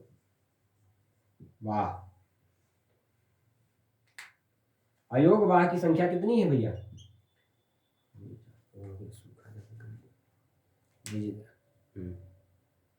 अयोगवाह। इसके बाद जो आएगा दो और कौन कौन से हैं? एक जो है संयुक्त हो गया, एक हो गया जो है व्यंजन 35 हो गए। इसके बाद जो है आप पढ़ेंगे अंग और अह। नीला ज्यादा हो गया थोड़ा सा, ठीक है। तो संयुक्त हो गए, देखिए स्वर जो हो गए वो हो गया 11। जो है अयोगवाह कितने हो गए? अयोगवाह की संख्या कितनी है? 2। अयोगवाह की संख्या कितनी? 2। हिंदी में 2 द्विगुण व्यंजन भी होते हैं। 2 द्विगुण व्यंजन कौन कौन से होते हैं? ड़ और ढ। 2 द्विगुण व्यंजन होते हैं ड़ और ढ। एक मिनट रुक जाइए, आपको बता देते हैं कौन कौन से जो है टोटल 52 कौन कौन से हैं। सिंपल सा है। आपसे अगर कोई पूछे कि स्वरों की संख्या कितनी है तो 11। इसी प्रकार आपसे कोई कहे कि भैया बताइए व्यंजन की संख्या कितनी है? 33। और आपसे कहे संयुक्त संयुक्त व्यंजनों की संख्या कितनी है? 4, क्ष, त्र, ज्ञ और स्र। और इसी प्रकार आपसे हमने बताया था कि ये अयोगवाह होते हैं, अंग और अह को। यानी अंग और अह को क्या कहा जाता है? अयोगवाह। क्या कहा जाता है? अयोगवाह कहा जाता है। अंग और अह को अयोगवाह के अंतर्गत रखा जाता है। देखिए अब आप देखिए,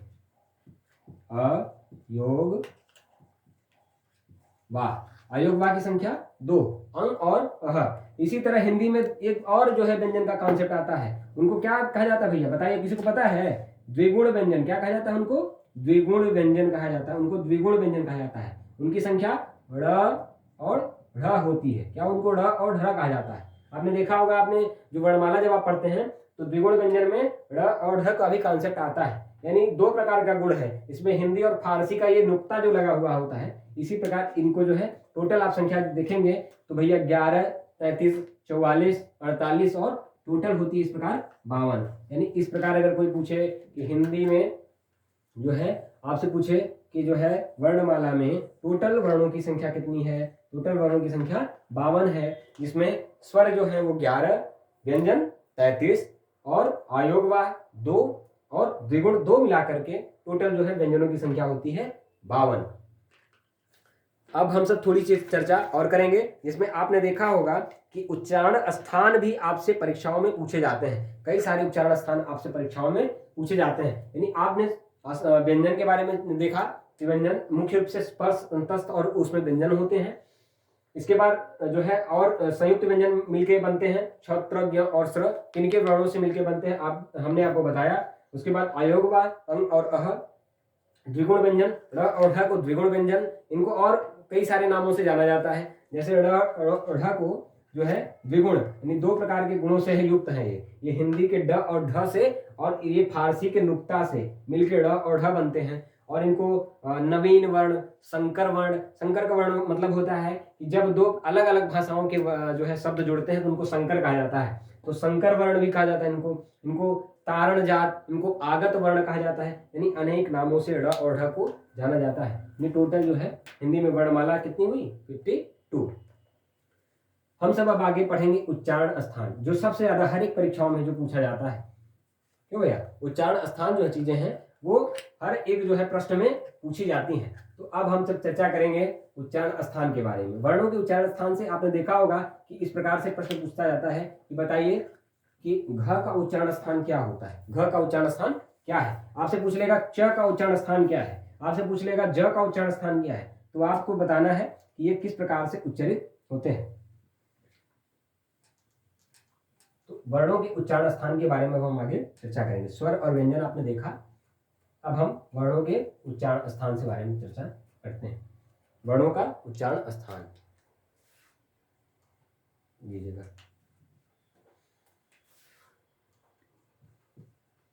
वर्णों का उच्चारण स्थान। उच्चारण स्थान मतलब होता है कि जो वर्ण हम बोलते हैं वो मुख के किस भाग से उच्चारित होते हैं। तो आपने देखा होगा कि भैया ये हो गया होंठ। अब देखिए कला कम है हमारे अंदर, थोड़ा सा हम आपको बताते हैं। ये होता है दांत, ठीक है। और उसके बाद जो है ताल, मूर्धा और फिर ये कंठ, ठीक। कोई व्यक्ति अगर ऐसे है तो मान लीजिए ये उसका नाक हो गया। तो देखिए सबसे पहले आएगा कौन सा भाग उसका? जब आप उच्चारण करते हैं तो सबसे पहले आएगा कंठ वाला भाग। जब आप बोलते हैं सबसे पहले कौन सा नीचे आएगा? तो सबसे पहले आएगा कंठ भाग। फिर आप उसके ऊपर जाएंगे, कंठ के बाद क्या आएगा? ऊपर, यानी ये दांत के इस वाले भाग से थोड़ा सा पीछे की ओर, इसको कहा जाता है तालु। क्या कहा जाता है इसको? तालु कहा जाता है, ठीक है। और उसके बाद दांत के जस्ट ऊपर सटे हुए भाग को, दांत के पीछे जस्ट ऊपर जो दांत होता है, दांत के ऊपर वाले भाग को, इसको कहा जाता है मूर्धा। देखिए डायग्राम से सीधा आपको ये रटने की जरूरत नहीं है। कंठ, ताल, मूर्धा और उसके बाद क्या आएगा? उसके आगे आप पढ़ेंगे तो आगे बढ़ेगा दांत, उसके बाद दांत आता है। क्या आता है? मूर्धा के आगे क्या जाएंगे? दांत। और दांत के भी आगे जाएंगे तो आपका क्या पड़ेगा? ओष्ठ। दांत के आगे क्या पड़ेगा? ओष्ठ पड़ेगा। यानी कंठ, ताल, मूर्धा, दांत और ओष्ठ। यानी अंदर से बाहर की ओर निकलेंगे तो क्रम यही रहेगा। सबसे पहले कंठ होगा, फिर तालु होगी, फिर मूर्धा होगी, फिर दंत और ओष्ठ हो जाएगा। यानी उसको जो है आपको बहुत उच्चारण स्थान को क्या है प्रैक्टिकली आप समझेंगे तो ज्यादा बढ़िया है। इसको रटने की जरूरत नहीं है। बाकी हम आपको ट्रिक भी बता देंगे कि कैसे इसको देखना है। उच्चारण स्थान के बारे में हम चर्चा करते हैं। तो कैसे? आपसे कहेगी कोई भैया कंठ में कौन कौन से वर्ण कंठ के द्वारा उच्चारित होते हैं? तालु से, मूर्धा से, दंत से और ओष्ठ से। तो एक चीज जान लीजिए, एक सूत्र है अकुह विसर्ज, हम आपको ट्रिक भी बता देंगे, नियानाम कंठ। अकुह विसर्जनीयानाम कंठ। यानी कंठ का मतलब, आप कंठ को के से डिनोट करिए। कंठ का मतलब क्या हुआ? के मतलब कंठ, टी मतलब तालु, यम का मतलब मूर्धा, ठीक है, डी का मतलब जो है दांत और ओ का मतलब ओष्ठ। तो अकुह विसर्जनीयानाम कंठ। अ का मतलब हुआ, देखिए इनमें अ का मतलब हुआ कि अ और आ। इसमें सूत्र में देखिए अकुह विसर्जनीयानाम कंठ, इसका मतलब हुआ अ और आ। इसका मतलब हुआ अ और आ। अ में क्या रखेंगे? अ को और आ को रखिए, ठीक है। उसके बाद क, अ के बाद क्या है? क है। तो क का मतलब क वर्ग, क का मतलब क वर्ग। तो क वर्ग में कौन कौन से वर्ण थे? हमने आपको बताया था क, ख, फिर ग, फिर घ और फिर ng, ठीक है। यानी अको विसर्जनीयानाम कंठ में अ और आ, फिर क, ख, ग, घ, ng और उसके बाद विसर्ग क्या रखेंगे? उसके बाद विसर्ग, यानी अह का भी उच्चारण स्थान उसी से होता है। और इसके बाद ये रखा ह बचा हुआ है। इसमें क्या बचा हुआ है? ह, यानी अ विसर्ग और ह का उच्चारण स्थान इसके अंतर्गत होता है। यानी अ, आ, क वर्ग, क, ख, ग, घ, ng और विसर्ग और उसके बाद ह, यानी इन सभी का उच्चारण स्थान किससे होता है? इससे होता है कंठ से। इसके बाद आपका एक नेक्स्ट सूत्र है इच यसा नाम तालु। इसको थोड़ा रट लीजिएगा तो ये आपके लिए जो है समझने के लिए सारे जो है इसके अंतर्गत वर्ण आ जाएंगे। आपको और अधिक कहीं भटकने की जरूरत नहीं पड़ेगी। इच यसा नाम तालु।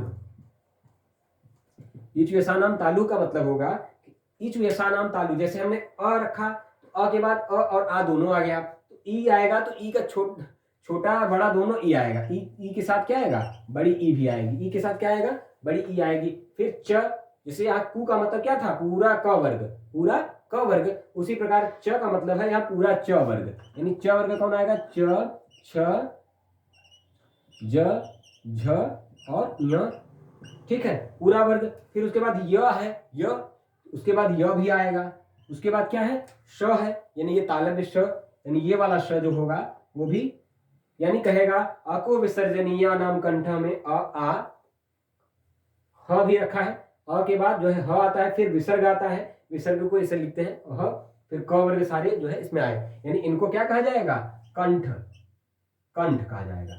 कंठ का मतलब हुआ के, ठीक है, कंठ का मतलब के, यानी देखिएगा क वर्ग पूरा क ख ग घ अंग, यानी पहला वर्ग क का पूरा कहां से आ गया, कंठ से।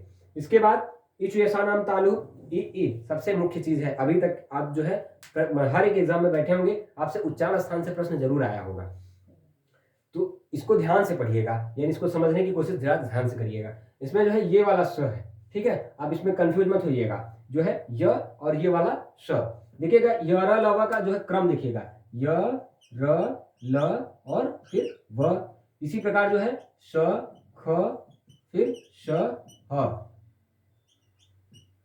शख शह। तो एक चीज देखिएगा कि इसमें जो है ये जो य है वो कहाँ है, यहाँ है, और ये वाला श कहाँ है, यहाँ है, ठीक है, यानी ये और श को दोनों को रखिएगा आप किसमें, ताल वाले में, यानी देखिए ईचु यशानाम तालु, यानी इसको रखा जाएगा किसमें, ताल में। ताल को आप क्या रखिएगा, टी रखिएगा, यानी ये टी के फॉर कंठ और टी फॉर ताल, ठीक है। अब एक नेक्स्ट सूत्र आप देखिएगा कि जो है नेक्स्ट क्या है, ऋतु रसाणाम मूर्धा, आपने कंठ देखा, ऋतु रसाणाम मूर्धा, ये आपका जो है ऐसी चीज है अगर एक बार आप जो है इसको ध्यान से अगर आप एक बार याद कर लेते हैं या तो इसको समझ लेते हैं तो आपको दोबारा से उच्चारण स्थान में कंफ्यूज होने की जरूरत नहीं पड़ेगी, आप सीधा सीधा किसी भी चीज कोई भी वर्ण का उच्चारण स्थान अपने जो है उससे बता सकते हैं। ऋतु रसाणाम मूर्धा, ऋतु रसाणाम मूर्धा में जो है ये री आता है, ठीक है, ये री आएगा। उसके बाद ट, जैसे आपने कु का मतलब समझा कि पूरा क वर्ग, यानी क ख ग घ अंगा, इसी प्रकार आपने चू का मतलब यानी च वर्ग, यानी च छ ज झ यह समझा। इसी प्रकार आप टू का मतलब समझेंगे कि ट वर्ग, यानी ट ठ ड ढ और ड़, ठीक है, यानी ऋतु रसाणाम, र भी आएगा, य के बाद क्या आता है, र और ये वाला मूर्धा, यानी र और श। यानी अगर आपसे पूछे कि कंठीय व्यंजन कौन कौन से हैं तो अ आ, यानी अ आस्वर है, कंठीय व्यंजन कौन रखेंगे, क ख ग घ ng को रखेंगे। इसी प्रकार च छ ज झ इ किस में जाएगा, ताल में जाएगा। ट ठ ड ढ ड़ किस में जाएगा, मूर्धा में, किस में जाएगा, मूर्धा, यानी ये हो जाएगा यम। आप एक गाड़ी देखे होंगे ना, गाड़ी आपने बहुत सुना ना, बाइक नाम सुना होगा केटीएम, ठीक है, तो ये केटीएम वाला फार्मूला रखिएगा, के फॉर कंठ, टी फॉर तालु और एम फॉर मूर्धा। और जो है एक बाइक का नाम है तो आप जान लीजिए के फॉर कंठ, जितने भी क वर्ग व्यंजन होंगे वो कंठ से बोले जाएंगे। फिर टी, यानी टी में मतलब ताल, और च वर्ग जितने भी होंगे वो टी में बोले जाएंगे। इसी प्रकार म में मूर्धा, और ट वर्ग ट ठ ड ढ ड़ जितने भी हैं वो यम यानी मूर्धा से बोले जाएंगे। एक सूत्र है, फिर इसके आगे जो है सूत्र है ऋतु लसानाम दंत, ऋतु लसानाम दंत, ऋतु लसानाम दंत का तात्पर्य है कि आपका ये लृ, हमने आपको जब शुरू किया था वर्ण विचार में तो लृ को बताया था कि ये संस्कृत में वर्ण यूज होते हैं, ये वर्ण किसमें यूज होते हैं, संस्कृत में, तो लृ इसका जो है हिंदी में यूज नहीं होता है। तो उसके बाद क्या आता है, जैसे हमने अभी तक देखा कु, हाँ, ये वाला च, ये ट, और फिर क्या है, ये त है, यानी जितने त वर्ग वाले बचेंगे, त थ फिर द फिर ध और फिर न, ठीक, यानी त थ द ध और न। उसके बाद क्या है, ल है, ल है, यानी ये देखिए ल और ये वाला श, यानी जहां भी आएंगे ये और ये साथ में आएंगे, यानी ये देखिए य और ये श, र और ये वाला, ठीक है, और ल और ये वाला, इसको छोड़ दीजिएगा, ठीक है, अभी इसकी चर्चा हम बाद में करेंगे। यानी ये और यह वाला जो है ये दोनों साथ में ही रहेंगे, जहां रहेंगे देखिए य वाला ये और ये कहाँ है, तालु वाले में है, ठीक है। र और श कहाँ है, यहाँ वाले में है, ये देखिए र और श। इसी प्रकार ल और स कहाँ रहेंगे, दंत वाले में। कहाँ रहेंगे, ल और स किसमें रहेंगे, दंत। यानी अगर आप इसको क्रम से याद करिएगा तो ये जो है तालु में रहेगा, ये मूर्धा में, और ये दंत में। एक चीज आपने नाम सुना होगा ना, तालव्य व्यंजन। तालव्य श कौन सा है, ये वाला तालव्य श है, ये वाला मूर्धन्य श है। और दंती श कहा जाता है ना, दंती श, सादा श, ये स, और ये श तालु, ये वाला श मूर्धन्य। इसका नाम है, संज्ञा है इसकी। अगर कह रहे हैं तालव्य संज्ञा इसकी है, मूर्धन्य संज्ञा इसकी है, और दंत संज्ञा इसकी है। तुलरी त थ द ध न और श। अब आप देखेंगे आगे, ये हो गए 20, और उसके बाद उपधमानीया नाम ओष्ठ। देखिए उपधमानीया नाम ओष्ठ, ठीक है। केटीएम। एक चीज और देखिएगा कि ये जो है दंत है, ये सारे क्या है, दंती हैं, दंत से उच्चारित होते हैं, ये सारे दंत से उच्चारित होते हैं, दंत से। और इनको क्या करेंगे, डी से डिनोट कर दीजिए। क्या कर दीजिए, देखिए KTM और ये D। अब देखिए उपधमानीय में कौन कौन से होते हैं, उपधमानीय होते हैं कि आप जो है, जब आप संस्कृत में जो है कुछ वर्ण होते हैं उपधमानीय, उनको कहा जाता है। उपधमानीय की चर्चा जो है, उपधमानीय का चिन्ह जान लीजिए कि ऐसा उपधमानीय का चिन्ह होता है, वेदों में यूज होता है। यानी क और ख से पहले उपधमानीय का चिन्ह, क और ख से पहले वेदों में ये उपधमानीय का चिन्ह होता है, संस्कृत में इनका यूज होता है। ये इस प्रकार से ये चिन्ह लिखे जाते हैं, इनको भी आयोग वाक्य के अंतर्गत रखा जाता है। तो आप जो है संस्कृत की चर्चा बाद में करेंगे, अभी हम उपधमानीय आपको हिंदी में बता देते हैं। उप यानी उ फिर प, देखिए उपु, ठीक है। उ आ गया, जहां भी आया है, जैसे अ आया है तो अ के साथ आ भी आया है। इसी तरह ई आया है तो ई के साथ बड़ी ई भी आई है। री आया है तो री आया है, ठीक है। बड़ी री की बात हम नहीं करेंगे क्योंकि वो संस्कृत में हमने आपको री के बारे में और री के बारे में बताया था। इसी प्रकार त आया, त के बाद पूरा त थ द ध न।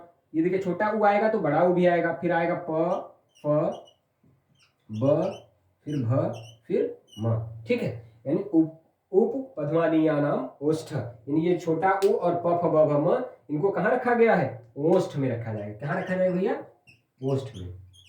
और फिर ये डी हो गया, ये डी हो गए, और इसके बाद डी के बाद क्या रहेगा, ओ को क्या रखेंगे, हमने ओ से डिनोट किया था। यानी ये ट्रिक भी आप अगर देखेंगे ध्यान से तो आपके पास निकल के आ रही होगी।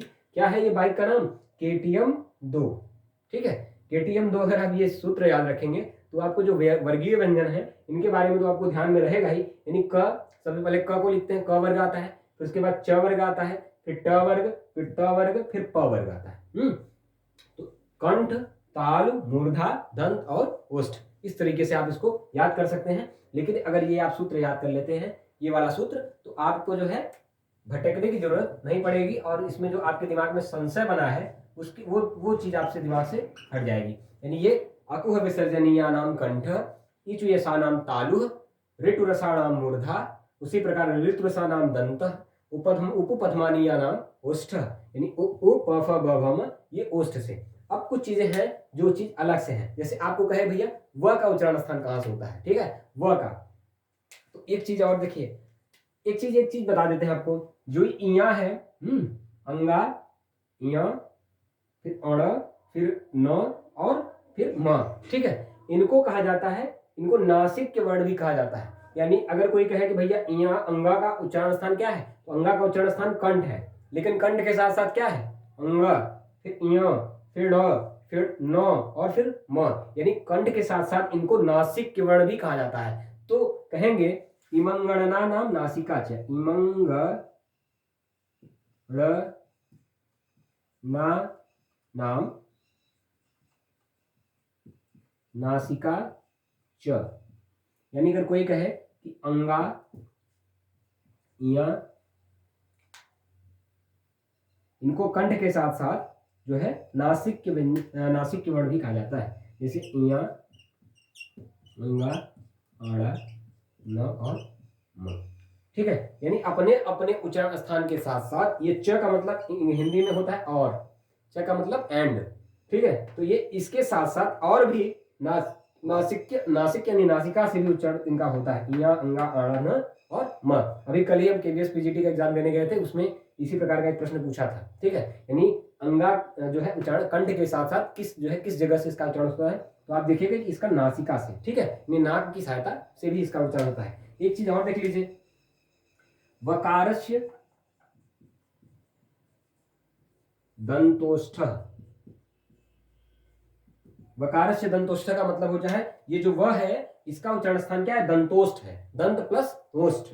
वकारस्य में जो है जो आपका व है वह है, यानी अगर इसको कहेंगे कोई, ये नासिका है, क्या भैया, यानी कंठ के साथ साथ इनका उच्चारण कैसे होता है, नासिका से भी होता है। व का जो है वो दंत या दंतोष्ठ कहेंगे, या इसको आप इस तरह कह सकते हैं, दंत और ओष्ठ मिला देते हैं।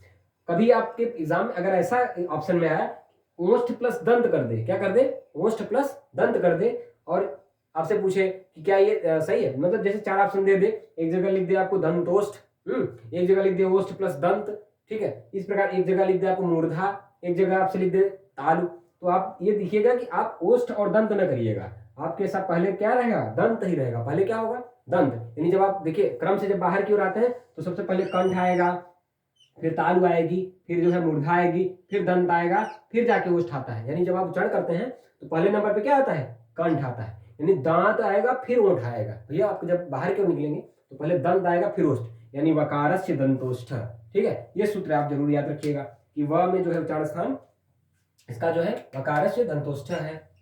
अब 2-3 चीजें और आपको बता देते हैं, एकदम उच्चारण स्थान आपका पूरा खत्म हो जाता है। कैसे कि जो आपने देखा कि अ आ इ जब आप पढ़ रहे थे, यानी स्वर जब पढ़ रहे थे, तो अ आ इ री आया, फिर आगे आपका उ आया, फिर आपका, लेकिन आपने देखा होगा कि भैया एक स्वर आपने देखा ए नहीं आया, आय नहीं आया, ओ भी नहीं आया और औ नहीं आया, तो इनका उच्चारण स्थान कहां से होता है, तो ए ऐ ओ औ का उच्चारण स्थान देखिए, संस्कृत में छोटी सी चीज है कि इसका जो उच्चारण स्थान है आपको बता देते हैं कि ए दैतौ कंठ तालु, कंठ तालु, हम आपको बता देते हैं कैसे ये कंठ तालु है, कैसे कंठ और तालु की सहायता से ए का उच्चारण स्थान यानी ए उच्चरित होता है। जैसे ए है और ऐ है, इसको कैसे बोला जाएगा, कंठ प्लस तालु से, कंठ प्लस तालु से, ठीक है। और आपसे अगर कहे कि भैया ओ दैतौ कंठोष्ठ, कंठ और ओष्ठ से, जैसे कोई कहे कि ओ दैतो कंठोष्ठ, कंठ ओष्ठ, अब हम आपको इसको क्लियर कर देते हैं कि ये कंठ तालु कैसे है और कंठ ओष्ठ कैसे है। यानी ओ और ओ को कंठ ओष्ठ कहेंगे, ओ और ओ को कंठ प्लस ओष्ठ। यानी अगर कोई कहे कि ए का उच्चारण स्थान बताइए, तो ए का उच्चारण स्थान है कंठ तालु, ठीक है। ओ का उच्चारण स्थान कोई पूछे तो कंठ और ओष्ठ, लेकिन कैसे, ये बताइए कैसे कंठ और तालु हो गया। हमने आपको जब स्वर की उत्पत्ति के आधार पर जब स्वर का वर्गीकरण हम किए थे, तो आपको हम बताए थे कि जो ए है, जो ऐ है और जो ओ है और औ है, इनको क्या कहा गया था, संयुक्त स्वर कहा गया था। इनको क्या कहा गया था, संयुक्त स्वर कहा गया था। जब हम ए की उत्पत्ति बता रहे थे, हमने आपको बताया था अ प्लस ई को मिला करके क्या बना था, अ प्लस ई को मिला करके ए बना था, ठीक है। अ प्लस ई को मिला के ए बना था, तो अ कहां से उच्चरित होता है, अ कहां से उच्चरित होता है, अ उच्चरित होता है कंठ से, अ उच्चरित होता है तो कंठ से, तो कंठ हो गया। और ई कहां उच्चरित होता है, ई उच्चरित होता है तालु से, तो कैसे उच्चारण हो गया, अ जो है अ और ई से मिलके बना है ए, तो इस प्रकार से ये कंठ और ये तालु मिलके इसका उच्चारण स्थान हो जाता है कंठ तालु। यानी ए का जो है कंठ उच्चारण स्थान क्या हो जाएगा, कंठ और तालु। यानी भैया जब हो जाए, अ भी कैसे बना था, अ प्लस ए से मिलके बना था, तो जिस प्रकार ए को उच्चारण स्थान कंठ तालु होगा, उसी प्रकार ऐ का भी उच्चारण स्थान कंठ और तालु होगा। जब हम यहाँ अको विसर्जनीय नाम कंठ रखते थे, तो अ के साथ साथ आ को भी रखते थे, ई के साथ बड़ी ई को भी रखते थे, फिर इसी प्रकार जो है ऊ के साथ बड़ा ऊ भी रखते थे। इसी प्रकार जहां ए को रखेंगे वहां ऐ को रखेंगे, जहां ओ को रखेंगे वहां औ को भी रखेंगे। और हम आप देखेंगे कि औ का उच्चारण स्थान कैसे है, तो औ का उच्चारण स्थान ऐसे है कि जब हम ओ बता रहे थे, हमने बताया था अ प्लस ऊ मिलके जो है वो ओ बनता है, अ प्लस ऊ मिलके ओ बनता है। तो अ का उच्चारण स्थान बताइए क्या है, अ का उच्चारण स्थान है कंठ, अ का उच्चारण स्थान कंठ है, और ऊ का उच्चारण स्थान क्या है, ओष्ठ है। क्या है भैया? ऊ का उच्चारण स्थान ओष्ठ है। तो इस प्रकार अ और उ में ओ मिलके इसका उच्चारण स्थान क्या हो जाता है? कंठ ओष्ठ हो जाता है। ठीक है, एकदम सिंपल सी बात है। अगर कोई कहे कि ए और औ का उच्चारण स्थान क्या है, तो वो है कंठ तालु। ओ और औ का उच्चारण स्थान है तो वो मूर्धा। ठीक है, इसमें ज्यादा कंफ्यूज होने की जरूरत नहीं है। 2-4 चीजें अगर आप याद कर लेते हैं तो आपके लिए बहुत ही लाभकारी होगा। यानी अको विसर्जनीय नाम कंठ, ऋटुरसा नाम मूर्धा, फिर इचवेसा नाम तालु, लिटुरसा नाम दंत, उपधमानीय नाम ओष्ठ, इमंगड़ा नाम नासिका च। यानी जो अपने अपने उच्चारण स्थान के अलावा और भी नासिक से उच्चरित होते हैं, इया अंगा अड़ा न म। ठीक है, ये दैतो कंठ वकार से दंतोष्ठ। ये कई बार एग्जाम में पूछा जाता है कि व उच्चारण स्थान कहां से होता है, तो ये दंत और ओष्ठ से होता है। ओठ और दंत से नहीं, दंतोष्ठ। यानी पहले दंत आएगा फिर जो है ओष्ठ आएगा, यानी क्रम यही है। पहले आएगा क्रम से, देखिए क्रम यही है इसका। पहले कंठ होगा, सबसे पहले उच्चारण स्थान जब करेंगे तो कंठ, फिर आएगा दूसरे नंबर पे तालु, यानी जो मूर्धा के पीछे वाला भाग है। उसी प्रकार म यानी जो है तालु, फिर उसके बाद मूर्धा आ जाएगा, दांत से सटा हुआ पीछे वाला भाग मूर्धा, फिर दंत, फिर उसके आगे जाएंगे तो क्या आएगा? ओष्ठ आएगा। यानी केटीएम 2। पापा जी हमको केटीएम 2 ये ट्रिक याद रखिएगा, तो कंठ तालु मूर्धा दंत और ओष्ठ का जो है आपको ये ट्रिक पता चल जाएगी। यानी ये इसमें आप जो है कंफ्यूज नहीं होंगे। इसका स्क्रीनशॉट ले लीजिए, तो आपका जो वर्णों का उच्चारण स्थान वाला सब्जेक्ट है वो एकदम क्लियर हो जाएगा। यानी वर्णों का उच्चारण स्थान। इसी के साथ साथ हम जो है वर्णमाला को जो है आपके जितने एग्जाम में जो चीजें पूछी जाती हैं वर्णमाला में, तो उसकी चर्चा हम कर चुके हैं। बाकी जो चीजें बची हैं उसको हम आगे की क्लास में फिर से कंटिन्यू रखेंगे। इसी के साथ आप सभी को बहुत बहुत धन्यवाद। आप सब जो है इसको जो है ध्यानपूर्वक इसको नोट्स बनाते चलिए। हमारी जो है कक्षा में एक बार हम आपको पूरे जो है हिंदी भाषा के विकास, उद्भव और विकास से संबंधित, उसके बाद व्याकरण के सभी विभाग, वर्ण विचार, वाक्य विचार और जो है शब्द विचार की चर्चा करते हुए जितने भी हिंदी से संबंधित आपके सिलेबस में जितनी भी चीजें कॉम्पिटिटिव एग्जाम में जो आपके प्रतियोगिता परीक्षा में जितनी भी चीजें हिंदी से संबंधित पूछी जाती हैं, उन सभी चीजों को हम लोग मुख्य रूप से चर्चा करते हुए आगे की ओर बढ़ेंगे। इसी साथ साथ आप सभी को मैं बलराम धन्यवाद देता हूँ। नमस्कार।